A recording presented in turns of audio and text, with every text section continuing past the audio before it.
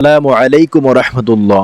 প্রিয় কুমিল্লাবাসী, আগামী 17 জুলাই বৃহস্পতিবার দেবিদ্বার রিয়াজউদ্দিন পাইলট উচ্চ বিদ্যালয় প্রাঙ্গণে এক বিশাল ওয়াজ ও দোয়ার মাহফিলের আয়োজন করা হয়েছে। উক্ত ওয়াজ ও দোয়ার মাহফিলে প্রধান মেহমান হিসেবে উপস্থিত থাকবেন বাংলাদেশের লাখো কোটি মানুষের হৃদয়ের স্পন্দন, আধ্যাত্মিক ও রাজনৈতিক রাহবার মুফতি সৈয়দ মোহাম্মদ রেজাউল করিম পীর সাহেব চরমনাই।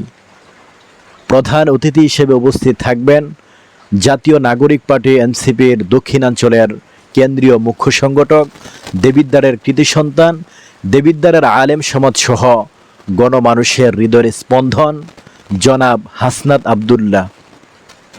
উক্ত ওয়াজ ও দোয়ার মাহফিলে আপনাদেরকে আমন্ত্রণ করছি।